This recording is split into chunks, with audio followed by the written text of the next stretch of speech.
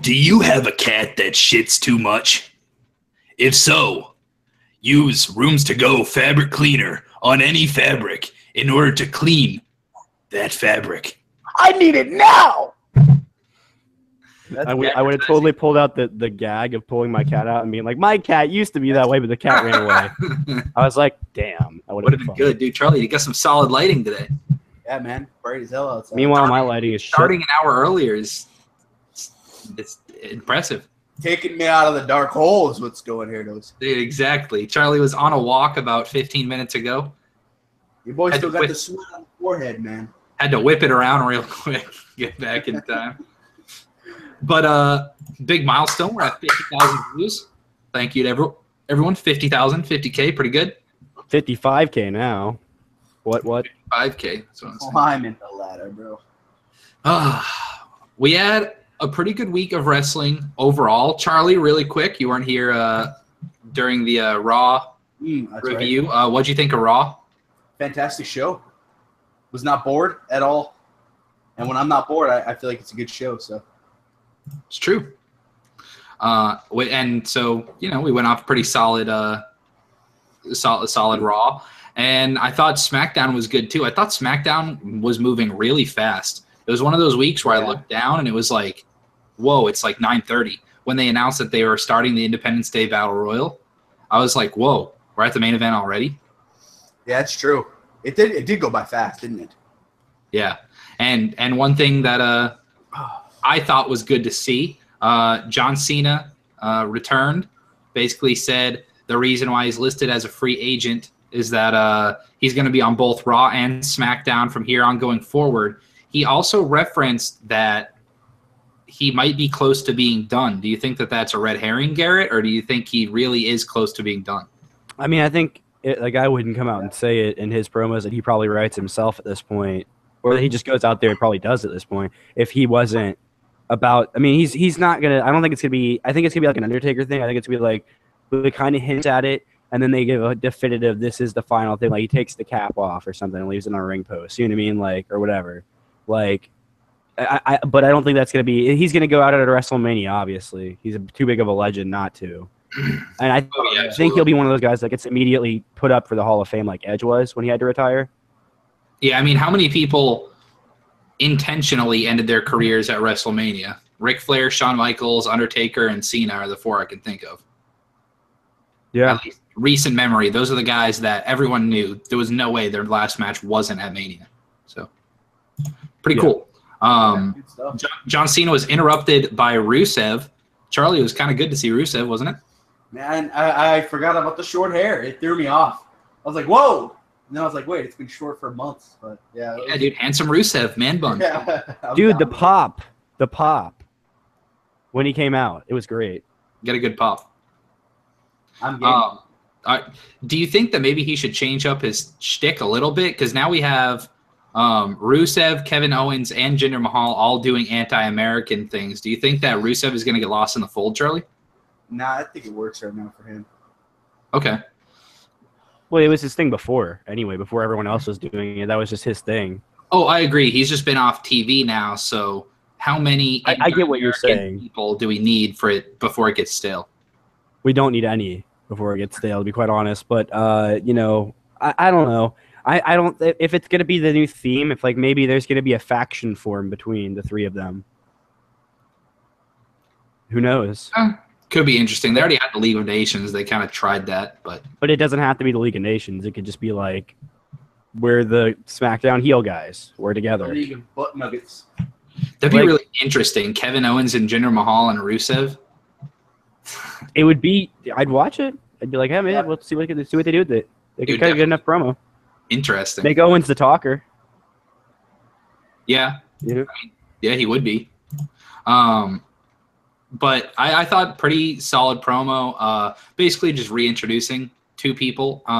And John Cena is scheduled for a lot of Raw live events in the upcoming weeks. This could be something just to boost the ratings for a little while. And if people think that it's kind of like when when Peyton Manning was starting to decline a lot, and people were like, okay, well, we should just appreciate every time Tom Brady and Peyton Manning get to go against each other because we don't know how many times we'll be able to see it. I think that people over the next year are going to be buying John Cena tickets like crazy, just being like, all right, we need to at least see him one more time before he's done. Many people, they still want to see him for the first time, probably. Yeah, true. Chad Gable and AJ Styles have both had cracks at Kevin Owens in the recent weeks, and Kevin Owens has defeated both of them, albeit some shenanigans. So Chad Gable and AJ Styles have both been entered into the Independence Day Battle Royal, which is to become the #1 contender for the United States Championship at a Battleground. Oh, yeah. But backstage, both Gable and Styles are with Kurt Angle, and Kurt Angle says, guys, Kevin Owens has been breathing down my neck about you guys being taken out of the Battle Royal. Would it be okay with you guys if you went against each other and the winner is still in and the loser is pulled out? And both of them were like, yeah, sounds good. And AJ Styles made the comment, I don't mind a little competition. And Gable showed a little bit of spunk, saying, I'm more than a little competition. Yeah, and Kurt Angle was like, I like it. Your match is up next.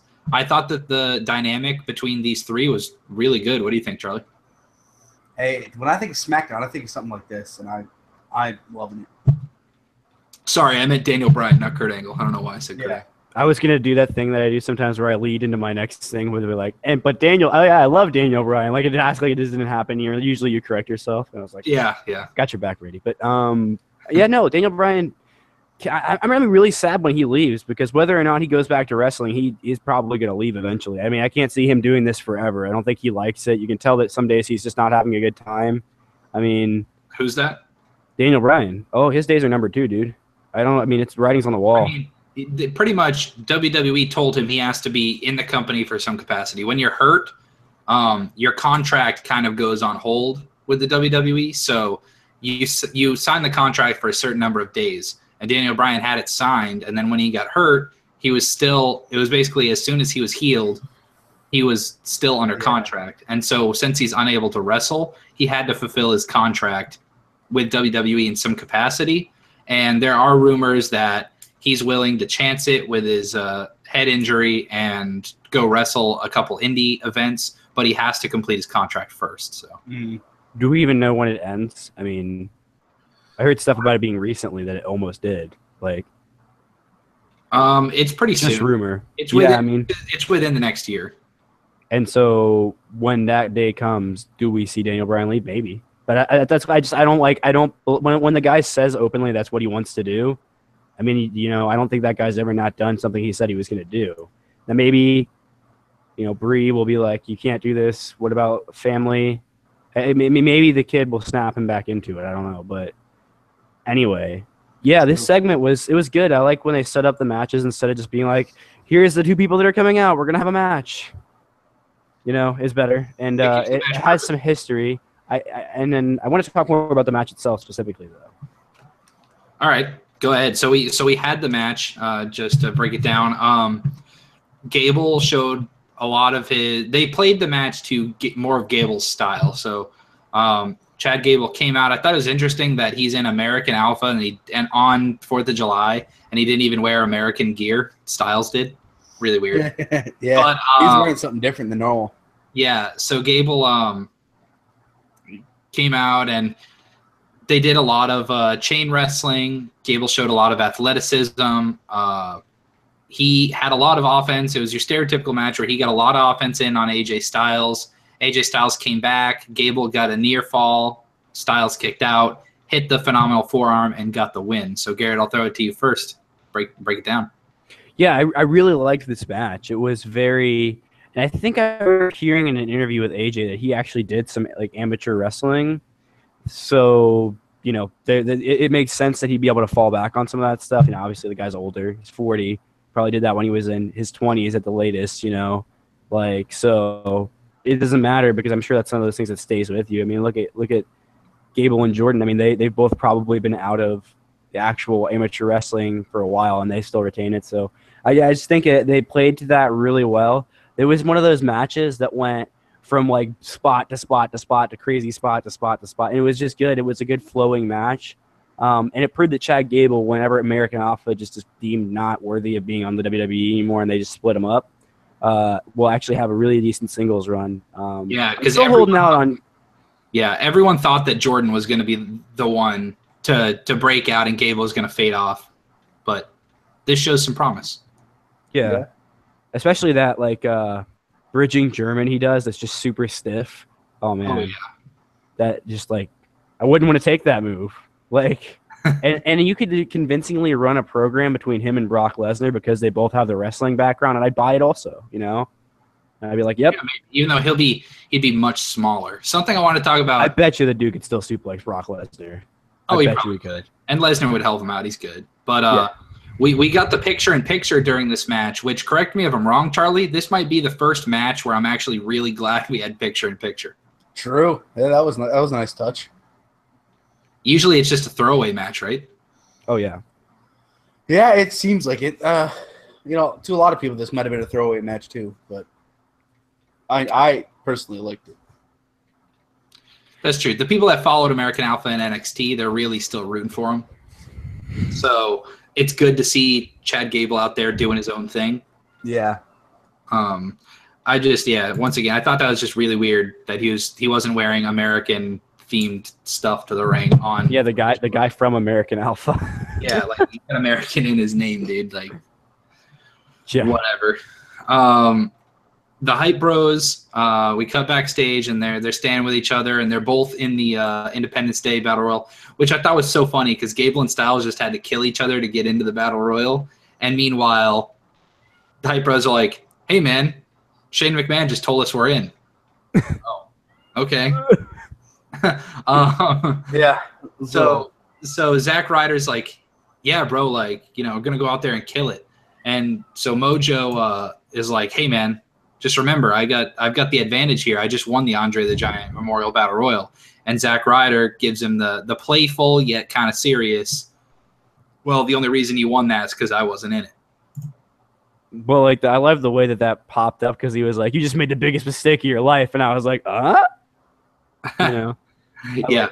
It was good. So it was just teasing, basically. So now we know that Styles and both Hype Bros are in the match, which they can all be seen as pretty big favorites when we go look at who's in it at the end of the night. And then we went to commercial, I believe, and came back to James Ellsworth standing in the ring with Carmella. He announces we're going to have a Carmella-bration. And Carmella basically says, laughing at all the people, saying, you all thought it was going to be someone different. Losers. Nerds. And she talks for a little bit. Nothing too crazy, though. She doesn't say much. Ellsworth has officially, and she's calling herself the 2-time Money in the Bank winner, which is perfect. She should do that. Yeah. And then we're interrupted by, who was the woman that came out? Was it Naomi? Naomi. Yeah. So Naomi comes out, and she basically said, you're Miss Money in the Bank, but I'm the SmackDown Women's Champion. And also, I'm out here to let you know that I brought someone else down to the ring that wants to have a word with you. Daniel Bryan's music hits. Huge pop. Some of the loudest yes chants I think I've ever heard. Like, the crowd was really good. I don't know if you guys noticed, but the crowd was good tonight. Where were they at? Last night. They're at both nights. There you go. The same set. Oh, yeah, it was Arizona. I don't know if that makes it a hotter crowd.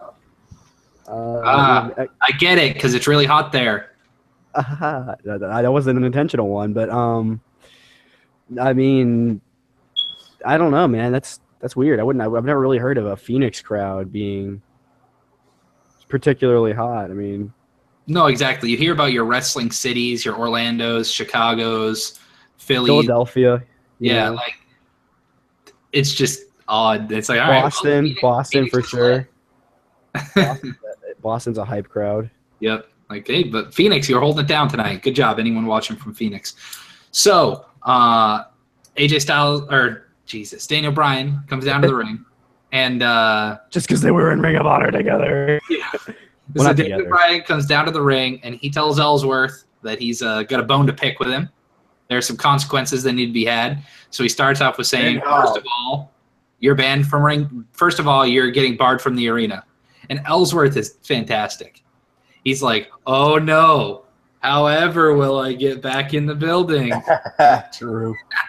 Because he easily came back in. And he's like, oh, you won't be coming back into the building because you're also suspended for 30 days, and I'm fining you $10,000. It's like, oh. Just kind of dropped Ellsworth. I mean, Charlie, how much are you thinking Ellsworth's making? He's got to be on the bottom of the roster, right? Probably not making too much money, man. If I were to guess, honestly. He's on the lower end. Yeah. No way he's making Cena money, that's for sure. Imagine if he was. Hey, man, he deserves it with how well he's been putting in work. I don't Maybe know not. Just Maybe for not that Cena bump he money. took last week on SmackDown, he deserves to be paid that much. He's the face of SmackDown. He's the chin of SmackDown. He's not the chin of SmackDown. He's the no chin of SmackDown. Lack of. The lack thereof. But so that was the big. That's what we were getting to. That kind of ends the whole segment. But is there any way we're actually going to get 30 days of no Ellsworth? We can only hope. I don't think we'll see him for 30. I don't think we'll see him again. Just fire him. Dude, he's the best thing on the show. Whatever. No, maybe not the best, but The best thing on the house AJ Styles built. I wish he would keep saying that. yeah. So Garrett put a women's championship match, if you want to call it that. All right, Garrett, here's your challenge. You have to break down this entire match in a shorter time than the match happened. Okay, so the match happened and it was literally over. It was the one move. You went over the match time. All right. What was it, like 15 seconds or something? I don't know. It was maybe less.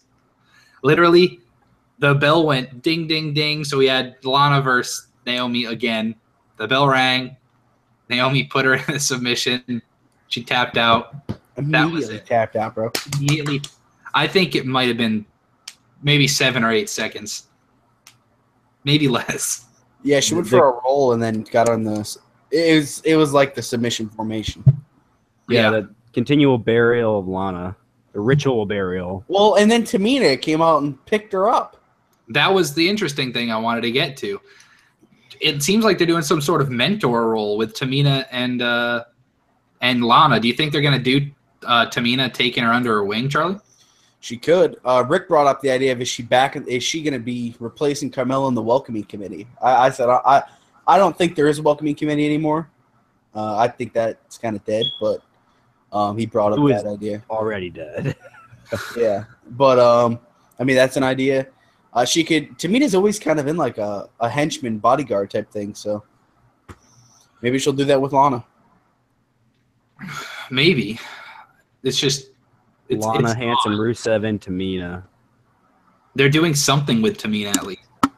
Yeah, exactly.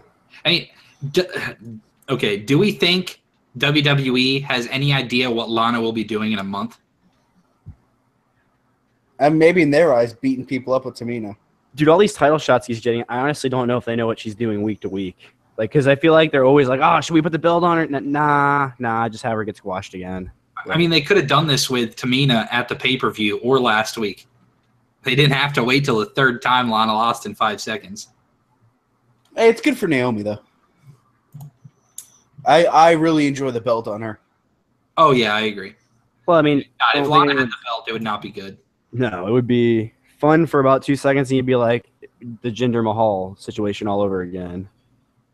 Yeah. At the beginning, I don't want to act like he hasn't rose to the challenge. Guy has, but you know, the Punjabi prison match will be where I make my final decision. Hey, I'm calling it right now. It's going to be the best Punjabi prison match in the history of Punjabi prison matches. Is that the next It's at segment? least Is top Jinder 3. and Orton? What? Is that next, Jinder and Orton? Their thing? No, we can talk about it though. Man, So Randy Orton, just real Aiden quick. English was out there. Yeah, that happened. That was a thing. You know, he cut him off and he slammed him into a crate and got the DQ. So Aiden English beat Randy Orton. Yeah, dude, Aiden English. Okay, we're cutting. We need to give Aiden English some credit here. At least the bookers, they want Aiden English over a little bit. He was singing in the ring, gets interrupted by Randy Orton, stops singing, beats the piss out of Randy Orton. And then we cut to commercial. They start the match in the middle of it. And Aiden English gets all of the offense during the picture-in-picture. Aiden English was beating up Randy Orton for most of the time. He looked really strong randomly. And then, yeah, Orton got DQ'd, so Aiden English wins via DQ. But then we cut into Orton and Mahal. Go ahead, Charlie. Wait. 1 second. We did this the last time, I think, and I meant to do it with no, I do. I usually do it with Samson, but rate the singing. I want the singing rated because you're a connoisseur of music. So I want to get your opinion on the musical side of things. How is his Mozart of melody? Yeah. Okay. You can't be. What was it? The Shakespeare Mozart song. of melody and something else. The Shakespeare song. Yeah, okay. You can't be the Mozart of melody because Mozart already made melodies, man. You can't. Okay, sure. Shakespeare of song. That's fine. Shakespeare wasn't a musician. You can't be like, I don't know. Maestro of mayhem. Yeah, see, that's fine. You can't be the Mozart of melody. Mozart was already the Mozart of melody. Guy's an idiot. They need a writer back there that knows music. If they're going to have all these music characters, hire me on. Let's go. Get your boy. But I got to say, man, Randy Orton with the shaved face and he's getting his abs back. This guy is looking so – I want to see a side-by-side of Randy Orton on last week's SmackDown to the Randy Orton the day he won the title again. He's got the pressure from Jinder, right?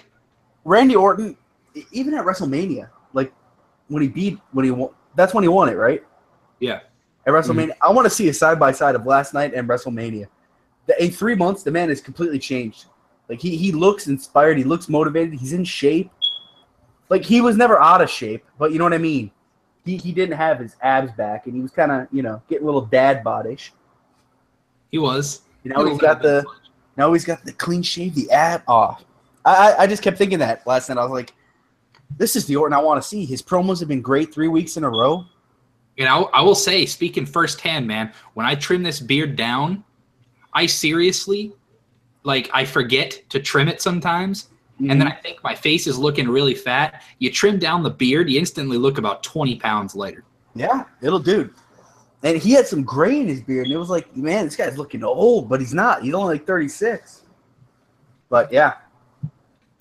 Maybe he caught wind that some people were thinking he was getting content or lazy or this any is of the those. Orton I wanted to see when he was wrestling Bray Wyatt. This is the old one, right? He doesn't have to say much. He comes out, beats people up, RKOs them, and that's it. Yeah. I've been really getting behind this feud. Garrett, do you think Orton's winning this Punjabi prison match? We have a couple weeks till our predictions, but do you think he's building some steam? I mean, I don't know. It depends on how much faith they have in Jinder, because Jinder didn't lose the title of 4th of July, at least. Yeah. So there's that. I don't know. I mean, it could be. It really doesn't have to be. I mean, if Randy does win, whatever, I'm not going to complain. And if Jinder retains, I mean, I'm not going to complain either. I mean, I don't really necessarily think either decision is bad. It's not like it's going to end the world. This feud is already an experiment anyway, so no matter how you choose to end it, whatever that is, I mean, are we going to see another month of Orton Jinder after this? Is that what we're saying? Because that's what will happen. Because y'all have to get us rematch. It would be at SummerSlam next, so. Hey, if they do cool stipulations, I'm okay with it. I still what think. Do you put them in next? I still think we're getting Styles and Mahal, so. I'd be okay with it. As long as Styles goes over and then, yeah, whatever. Orton versus Jinder in a stairs match at SummerSlam. See, that's the problem with Jinder is that, in my opinion, he's someone that his style is so different from a lot of people on the roster, especially the top guys, and we haven't seen these matchups ever. Jinder is really good to just go out and have one really good match with, anybody. The problem is, since he's champion, whenever he drops the title, the only way for him to only have one match against someone is for him to just beat them and then they go to the back of the line. Yeah. These long programs don't really fit what the viewers want, in my opinion. So That's true. Yeah, I mean, I feel like when you do that though, like when you leave it to like he has to go through all these challengers in a row, then you build up this well, who's gonna beat him? But then like it's still Jinder Mahal, and that's how the WWE is gonna look at it. So someone could potentially beat him, and it's just he's just barely evading. And how long can you convincingly have this guy just go through challenger after challenger, just cheating his way through? Because that's the way they've been billing it. Is like they're getting rematches because people have been cheating on SmackDown. So You want to know what they're going to do with him? Think Alberto Del Rio in that last brand split. Kind of brought him up out of nowhere and he started having him win everything. yeah, And then after time, he'll fade into the mid card and it'll be fun. But yeah, I agree. kind of hopped the So, line out a couple things. we have something that kind of got me worried a little bit. I'm down for the match, but it's a little weird. So Nakamura was backstage. Shinsuke Nakamura was backstage, and he said last week that he thinks Baron Corbin might be a little afraid of him. So Corbin jumps in this week. Corbin And looked like a stud. this seems to be setting up a match between Nakamura and Corbin. So someone's got to lose. Oh, Corbin can lose. He has the briefcase. You think so? Oh, yeah. Nakamura is not losing to Corbin. That's what I'm saying. Is there any way they have Nakamura lose so early into his WWE career, Garrett? Or not?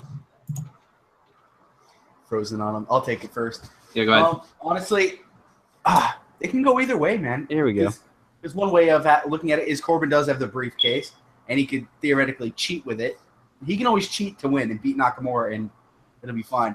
But these are two of your main eventers on SmackDown, so, you know, a win or a loss isn't going to hurt him. So Man, it's kind of like a catch-22. You know, Mhm. like you have Nakamura lose, he loses part of his head of steam. You have Corbin lose, but suddenly he's not so threatening with that briefcase anymore. You know, so I don't know. I don't think it's going to damage either guy. I just think it's going to make everyone be like, "Huh, that was a weird feud to it's have two right of after the he won top the 5 briefcase." guys. So It'd be one thing if this was like 3 months down the road and he's had that briefcase for a while, and then like he's angry about it, so he cashes it in wherever that pay-per-view is that he loses to him. But like this one's just going to be weird because it's so early. Like you can have this match and it's believable, and it's like, well, what do you do now? whoa, what if Corbin cashes in that next pay-per-view? On who? You know, we were just wondering, what do they do with Jinder and Orton? Shit. Jinder retains and then he comes in for the win. I mean, that would be kind of annoying because I want to hold that Matches in on briefcase. Jinder. Jinder gets his rematch on SmackDown, and then they go into a Corbin Styles at SmackDown or at SummerSlam. Damn, that'd be huge. Well, that's assuming Styles doesn't. We'll have to do Oh, that we'll now get with to SmackDown pay-per-views. Is Carmella or Corbin going to cash in? That's cool. Yeah. I like the interview, though, man. Corbin could cash in any time and be legitimate. Carmella needs to wait. Here's an idea. Every SmackDown pay-per-view until he cashes it in, we'll leave it open for all three of us to just decide to take. I'm going to take cash in this night, and if you get it, if the cash in happens and you get it, it's worth like 3 predictions or something. Yeah, That way, you can win the predictions no matter whether you like. As buy long the as other you guy a guys, sandwich. I already called the Rollins cash in, so I don't need to call anything else. well, All right. We had the best thing that was on SmackDown, the rap battle between the New Day and the Usos with Wale, cringe. guest MC. Okay, Garrett, I want to hear your opinion. Why do you think it was cringe? Oh, there was just a couple of moments where the Usos had to repeat the same word over and over again because they were like saying the same line twice. It was like, what? You just said that. Just move on. What do you? Okay. I thought that was the point. Was it the point? I don't. Yeah. I don't know. I haven't watched many rap battles. I would not know. You don't watch epic rap battles of history? It's Come not on. the same kind of thing. Come on. There's not Honestly, hype guys. This was either going to be really bad or really good, and it was really good, so I liked it. I thought they did the perfect job of crossing the lines that shouldn't be crossed. You know they didn't run that by management at all. Oh, no way. Dude, they were talking about Xavier Woods going rated R. That was in Roman's bags. That was the joke that shut it down, bro. They said they basically just called the Usos a couple pudgy dudes that lost all motivation for the business and just want to carry Roman's bags. Ooh. And then Xavier Woods got hit with the raid. Oh man, that was. You used to be Jamaican, but now you're Jafakin. You were Jafakin. That was pretty good stuff. I liked it. Genuinely, and that Wale is such a big wrestling fan. It fits, you know.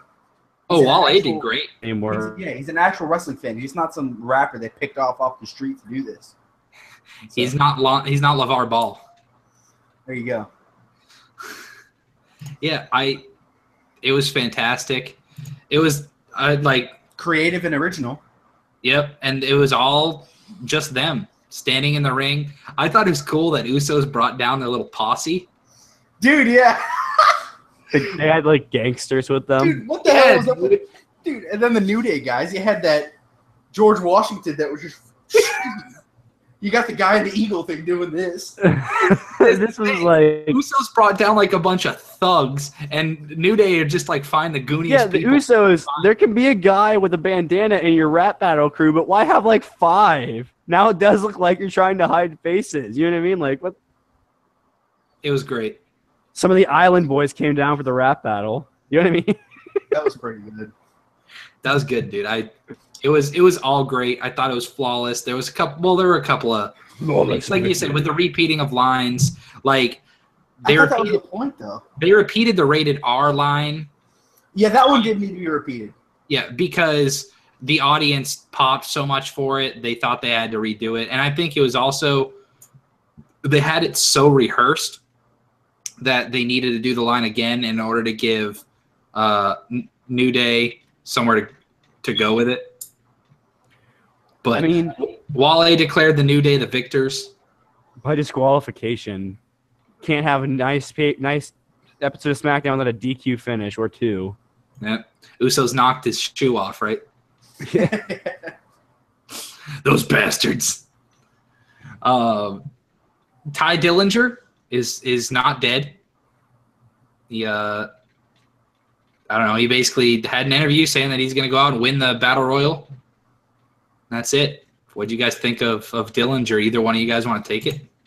Funny interview. Tanae Young, Fandango creeping up. I was down. Oh, that's right. Tanae Young. Tyler Breeze was.